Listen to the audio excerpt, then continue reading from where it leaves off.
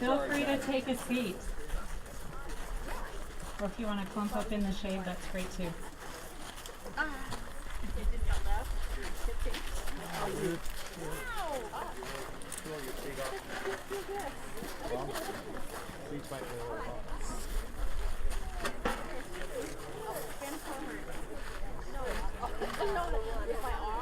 I know, that'll cool it off a tiny bit. No, you say this is not. Oh, now I haven't. Bother? No, a little All right, higher we'll get would started. be perfect. Everyone's just kind of coming up from the back. Anyways, welcome. We are so excited to unveil and dedicate our statue that commemorates the civilian conservation young men who participated in this back in 1933, 1942. And we'd first like to start out with a pledge from Courtney Ewells, and he's with the Salina American Legion Post 36.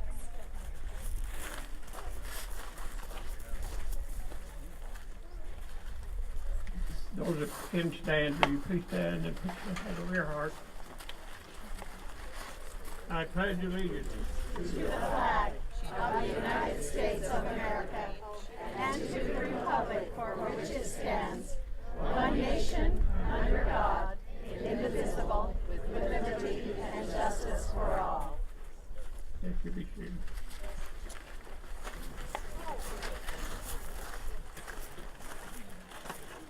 Okay, a few thank yous I'd like to mention at this time. As always, Salina City Maintenance. They've been wonderful in assisting us with getting all this situated.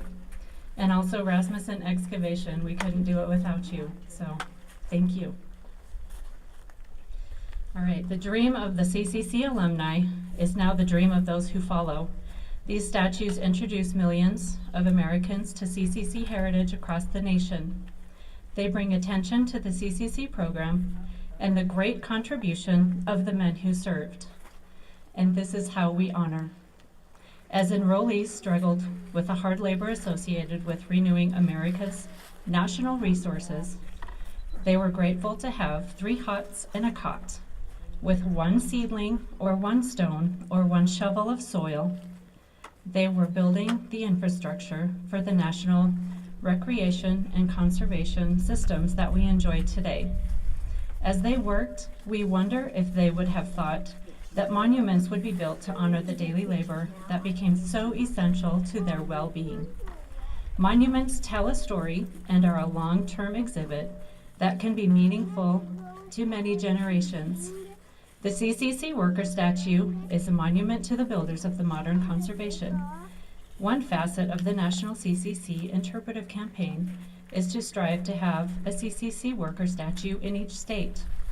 To date, members and their supporters have purchased 70 life-size statues across America. These statues stand as a testament to the pride, hard work, and desire to teach the meaning of the CCC in America. So with this camp and why we're here is because of these young men and what they did in our local forests. I have a letter from the National CCC Legacy Group, which is located in Virginia, and they're very excited to have us dedicate this statue today. And their words are, Dear Salina City and staff at the CCC POW Camp Salina, Civilian Conservation Corps Legacy congratulates you on the dedication of the 70th CCC worker statue erected since the National Association of CCC Alumni, Michigan chapter installed the first CCC worker statue a little more than 22 years ago on June 3rd, 1995 at North Higgins Lake State Park near Roscommon, Michigan. The state of Utah has gone from having 0 CCC worker statues to having 2 statues within less than a year. The first one was dedicated last October in Zion National Park. So when you're down there, check them out. 40 states now have CCC worker statues, and the CCC Legacy hopes that within the next 10 years, we can finally achieve the goal of placing statues in all 50 states. Your efforts to honor the men of the CCC, as well as help Americans remember and learn from a dark episode in our history, are to be applauded. The progress you have made in getting your facility operational is amazing and an inspiration to all of us who endeavor to preserve and promote the legacy of the Civilian Conservation Corps. You have done the men who served in Company 479, Project F-32 proud, and you deserve the respect and admiration of all fans of the Civilian Conservation Corps. CCC Legacy offers CCC POW Camp Salina our best wishes in expanding your reputation and attracting people from all over the world. We will do our best to help others understand the great contribution towards preserving the legacy of the CCC that your community has accomplished. Sincerely, Tim Montgomery, Treasurer and CCC Worker Statue Coordinator from the CCC Legacy. So.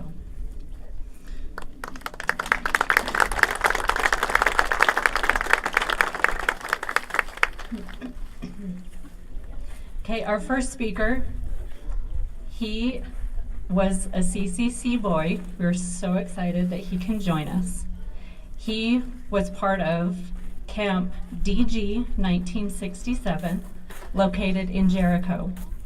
So I'd like to welcome D. Hatch.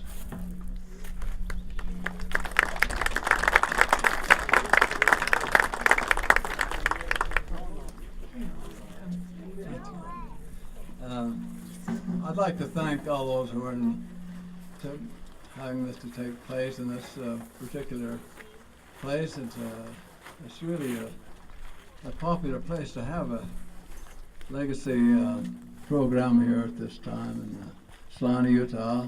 I feel kind of at home here because I went to high school here, and in 1937 I graduated here, and with some of the people from right here, and I loved it here. This is a beautiful valley and beautiful people.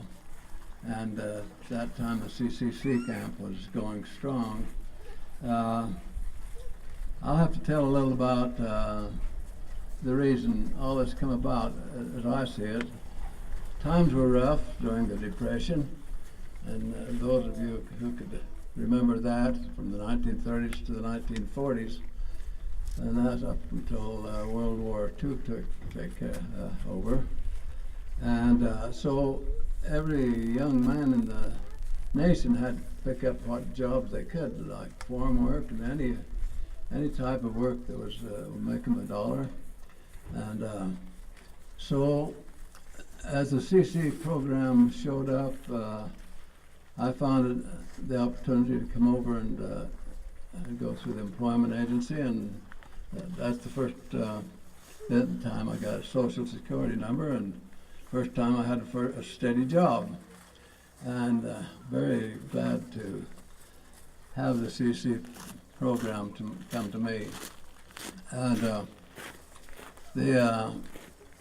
as I went through the employment office, they readily shipped me up around through Salt Lake and down into a place in the West Desert called Jericho, out just west of the Union Pacific Railroad.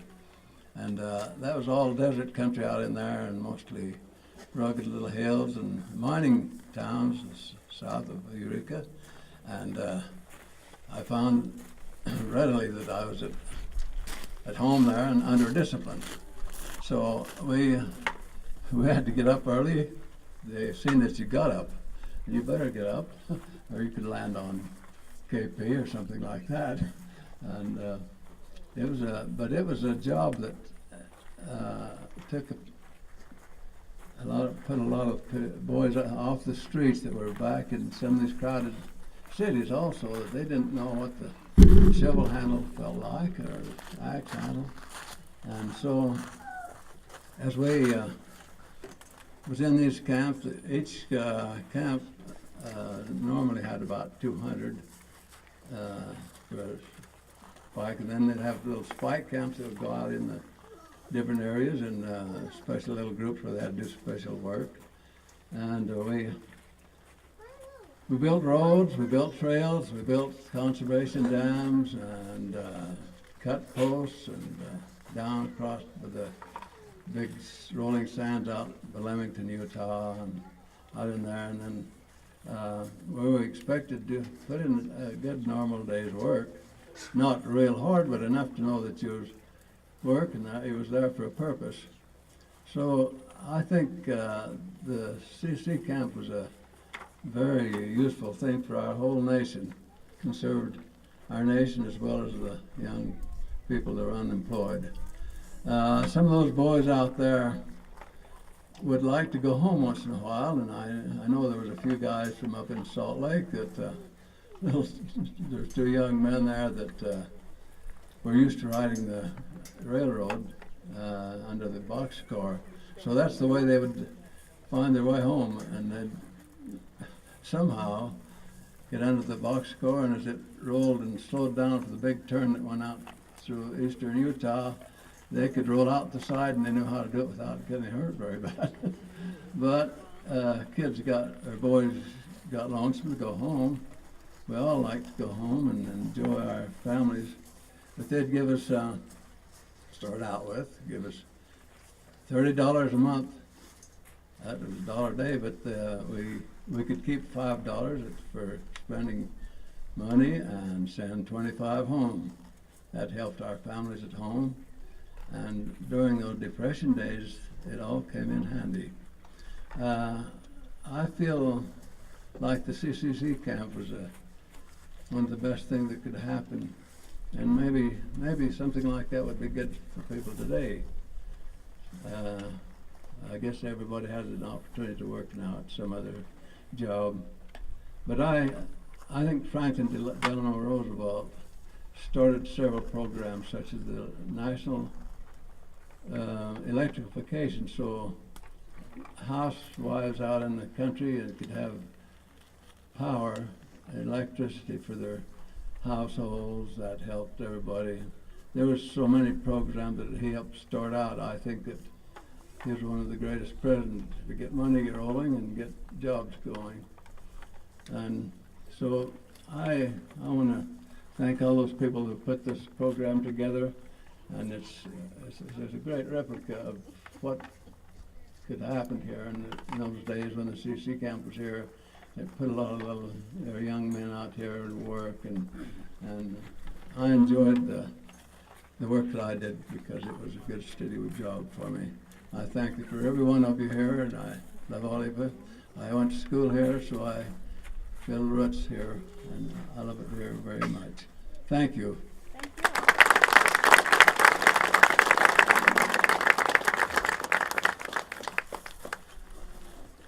Okay, next I would like to introduce our County Commissioner, Ken May, and following him, we will have Lynn Christensen from the U.S. Forest Service tell us a little bit about the projects that the CCC did here in our area. Thank you. I'm pleased to be here and pleased to be part of the dedication today. I grew up in a family that was closely associated with the CCCs, and we always referred to it like Dee did as the CCs. So it was just Conservation Corps, it wasn't CCC, and I had to learn later in life it was CCC. So one thing FDR did with the New Deal, one of his famous quotes was, fear is the only thing we have to fear itself is the only thing we have to fear, or something like that. That set the tone for the New Deal and many of the programs that he introduced. The CCC program was one of those, and a very important one because it took, as Dee said, it took a lot of people away from areas where they couldn't find employment, give them jobs. The important thing that did in my perspective is it taught people to work. And we're missing that today. We have a lot of young people who don't go to work with a parent, with an uncle, with a grandfather, and unfortunately they don't learn to work. And the CCC camps provided much of that and much of the strength of the nation going into World War II with those same boys that learned how to get out, work, hard work, do jobs, be responsible, be part of a military establishment basically, and then go into World War II. That set the stage for us to do great things during World War II, and then the economic benefits that came out of all of that, I think, were astounding in the United States. We're entering an era now where we had almost as bad a deal in 2008 as we saw in 2029, and we recovered from that only because we had regulatory structures in place that provided for not letting banks fail. But some important lessons to learn about work, and that unfortunately is a lesson that we're lacking in the United States. We're not teaching our young kids how to work. We have numerous jobs open in this county, and I was approached recently by two ladies, and they asked me, do you know of any jobs for my sons? And I said, yes, I do. How about a job that pays very well, has full benefits, has 401k matching contributions? There are 50 of those jobs in our county right now. Oh, where are they? And I said, driving truck for Barney and Robinson. In fact, they have 50 job openings right now that start young guys at $50,000, $55,000 a year, quickly grow over 60,000. If they want to work really hard, they can make 70,000. And these ladies says, wow, that sounds good, but who's it for? And I said, driving truck for Barney and Robinson. Well, I don't know if my boy would really like to do that. No, that's the problem. We're not instilling in our young people the ethic to work that the CCCs really helped us as a foundational benefit in the United States, and that's probably the biggest contribution to our nation, our local economies, and everything, was teaching those fundamentals to people and getting them employed and getting them to produce things in the United States. So I'm really happy to be here. I'm really happy for the dedication. I grew up in a family that referred to CCCs all the time, or actually the CC boys all the time. Knew a lot about them in the areas where I grew up. I knew Nick and Alice very well here, and know some of the other people that have been affected greatly by the CCCs. There were 3 million boys, young men, employed through that process. They planted over 3 billion trees and established 138,000 miles of trails and roads. We've still got lots of the legacy around here. If you go at Salina Creek, there's a dam there. And beautiful rock work in those dams in Soldier Canyon and Salina Canyon, on up farther beyond where Salina Canyon comes in. There's some really nice structures that were put in place to prevent erosion. They planted a lot of trees in this area, did a lot of things, and I'm sure that Lynn's going to talk more about that. But I'm certainly appreciative of being here, certainly appreciate the ethic that was produced by people who went to work for the CCC. Thank you.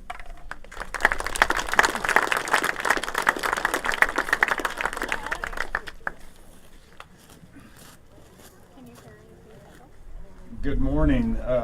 Couple apologies before we get started. I just got back from a 2-week skiing vacation at Bryan Head.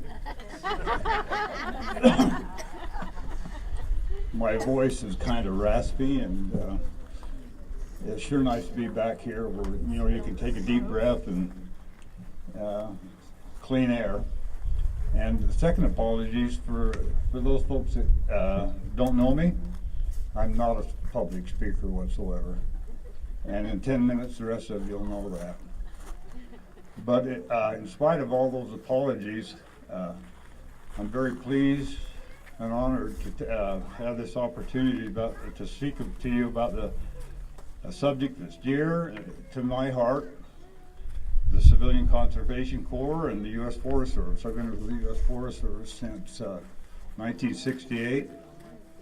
It's the only job that I guess I can keep. But following these two gentlemen's speech, I'm going to cover some of the things that they did, and they did it a lot better than I did. Thanks to our Salina's First Lady, Virginia Dickert. She's added so much to the history of the Civilian Conservation Corps I'd just like to thank her. I don't think she's here, but I think this is getting videoed, so if you guys would all give Aunt Virginia a round of applause.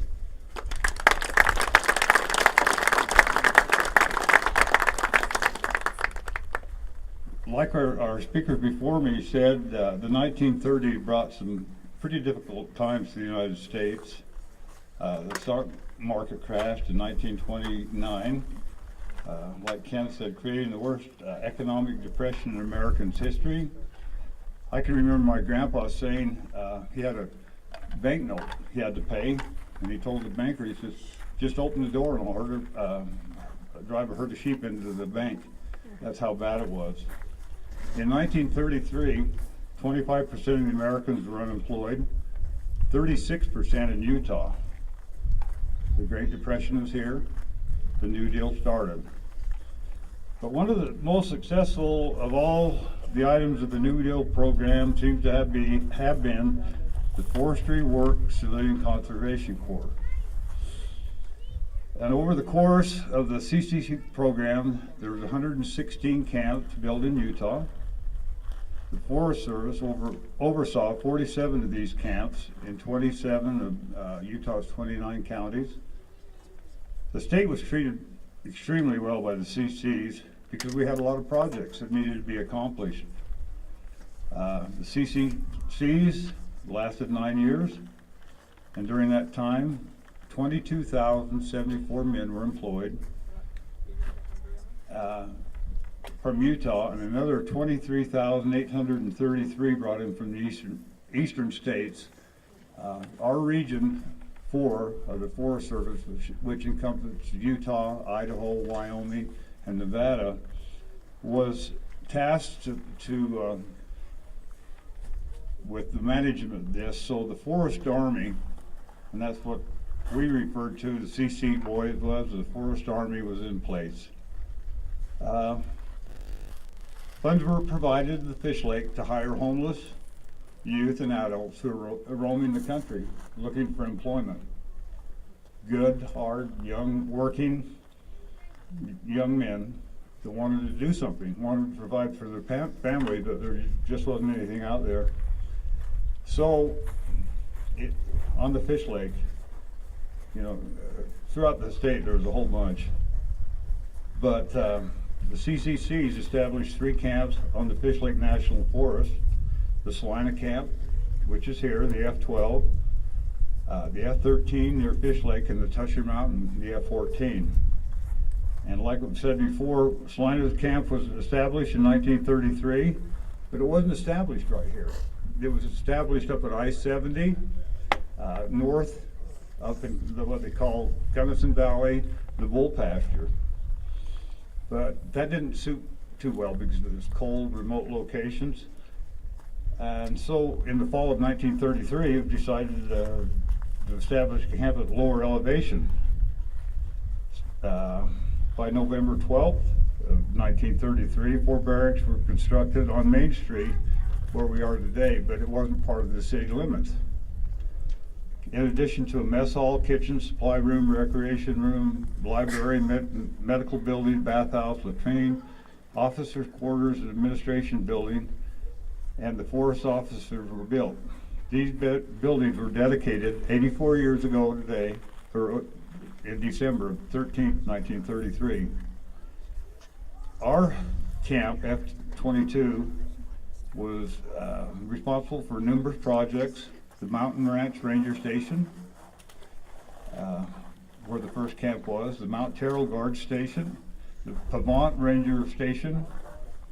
In Salina, our projects included building a city hall, a school, and they cut down trees and performed general maintenance work.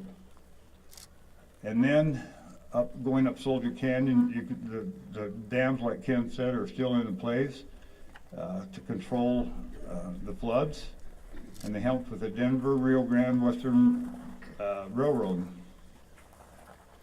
They also made telephone lines from the Mountain Ranch to Gooseberry, and some of those telephone poles are still in existence when they go up Bear Canyon. They They gravelled the road from Soldier Canyon to the Gooseberry Ranger Station and built a bridge over the creek 20 miles up Salina Canyon, as well as improved what we all know from Salina as the Lions Trail.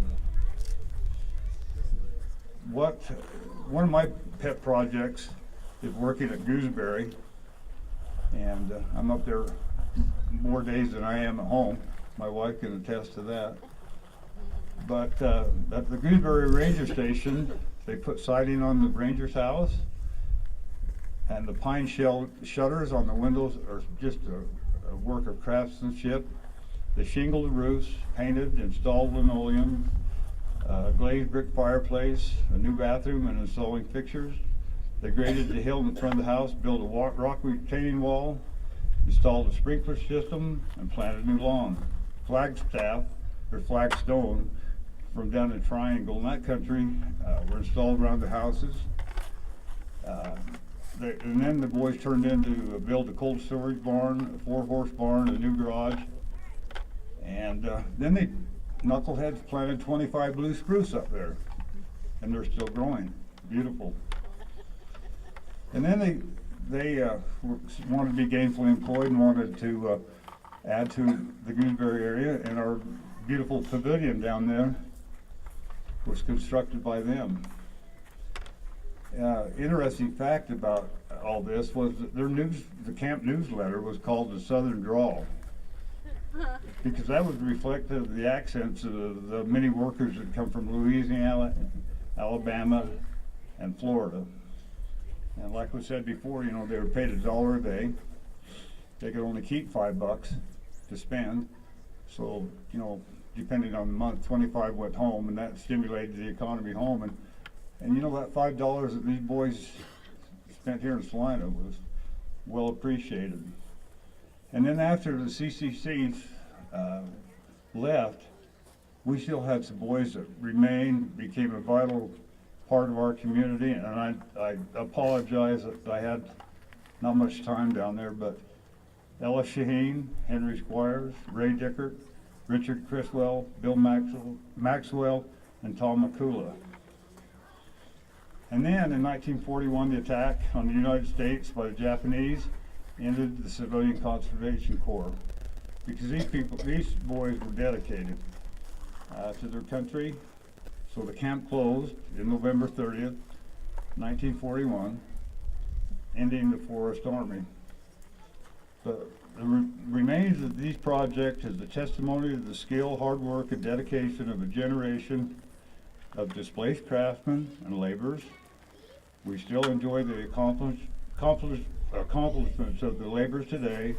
The legacy of the CCCs is it was built by young men of this country who, if not employed by the CCCs, may have perished with poverty and with little legacy. Thank you.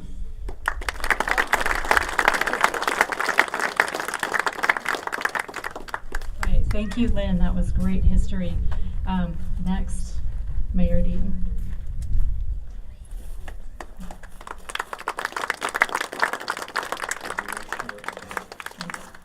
And one last word. Thank you for your vision in restoring these buildings. And thank you for asking us to do that. I hope we've met or have exceeded what your vision was.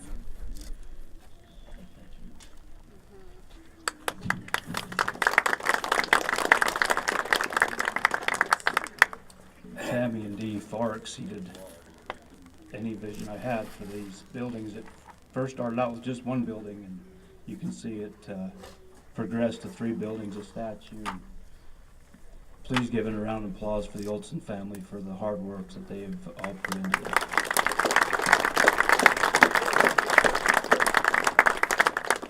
It's very warm and I'll be very short, but I want to thank everybody for coming today. On behalf of Salina City, I want to honor the young men who served here at Camp Salina. It was called Salina Creek Camp from 1933 to 1942. Also, I hope this will honor their descendants and their prosperity that decided to stay here and call Salina their home and the surrounding areas. thank you for coming today. And with that, I'd like to dedicate this statue to all the young men and their prosperity who are here today. Thank you.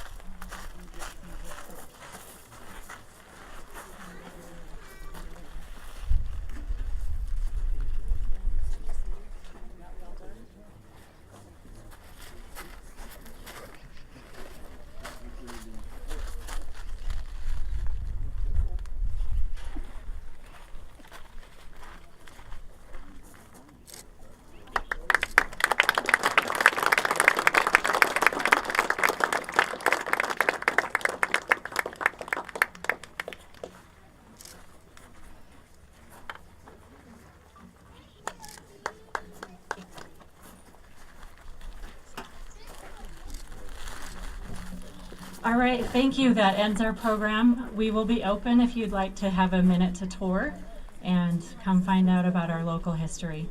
So thank you all for coming.